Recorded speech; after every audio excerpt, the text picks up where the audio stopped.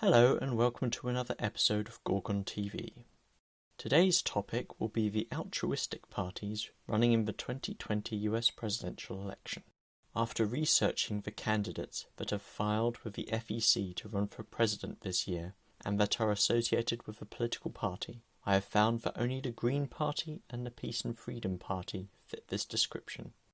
The 2020 presidential election will take place on the 3rd of November, but the winner will not be signed in until the 20th of January 2021.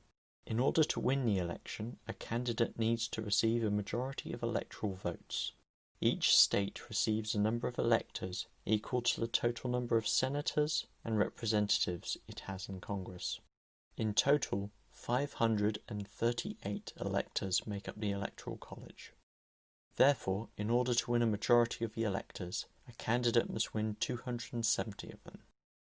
If no candidate receives the majority, the Senate chooses the Vice President and the House of Representatives chooses the President. On July 11th, Howie Hawkins was nominated the Green Party presidential nomination during a virtual convention. His running mate will be Angela Walker. As of September the 2nd, the Green Party is on the ballot in 24 states, adding up to 317 potential electors, making it possible for them to win the White House in November. In addition to this, they have turned in petitions in 6 states, adding up to a total of 63 potential electors, but they are currently awaiting approval before being added to the ballot. And they are also available as write-in votes in another 4 states, equating to another 33 possible electors. The Howie Hawkins platform is organized into 10 sections. This list includes a moratorium on evictions, foreclosures and utility shutoffs, an OSHA temporary standard to provide enforceable PPE protection for workers, and loan forgiveness to all businesses and hospitals for fixed overheads and payrolls if they keep all of their workers on payroll.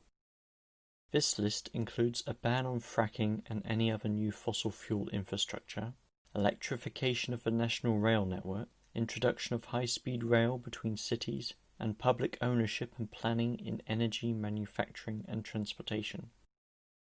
This list includes an end to the endless wars and bringing the troops home, cutting the military budget by 75% and reinvesting the savings in a global Green New Deal, and negotiating with nuclear powers to enact a treaty on the prohibition of nuclear weapons.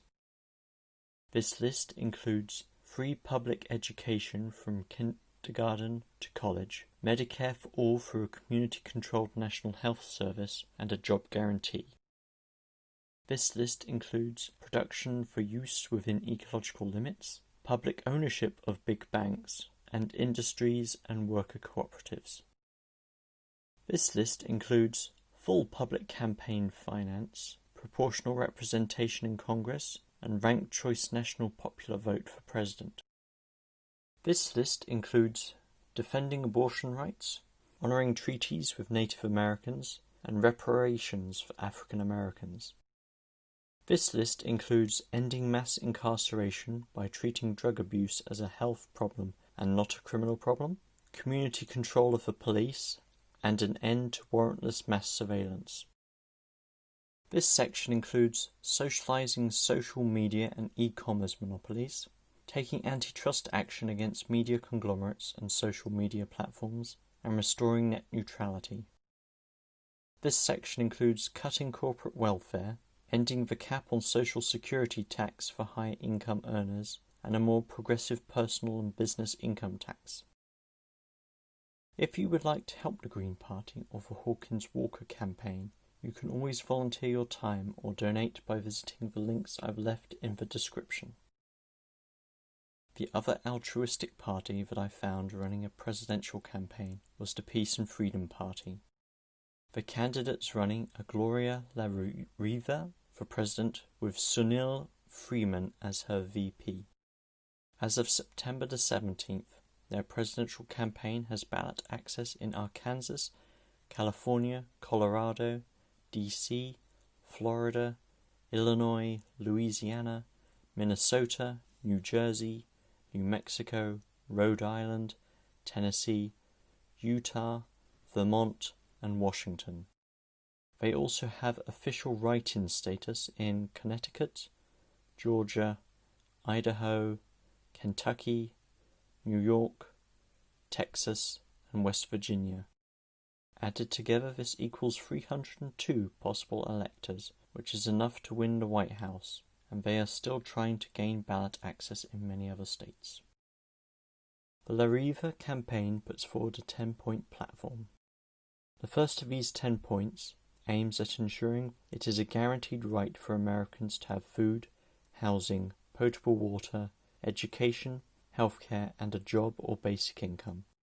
The second point aims at cleaning up the environment through transitioning to sustainable energy and nationalizing oil and coal companies. The fifth point aims at bringing the troops home from the many bases around the world, dismantling the nuclear weapons stockpiles, and investing the $1 trillion+ wasted on saber rattling each year back into the US and its population. There will be a link in the description if you want to see the whole list. These are just the highlights I've picked out. If you have a desire to help their campaign, they can always do with volunteers, especially in getting on the ballot across the country. I have left some links in the description to help you get there. Well, that's all I have for this video. Thank you for watching. Please feel free to like the video or leave a comment or subscribe. A new video should be coming out soon, so until then, take care and have a good day.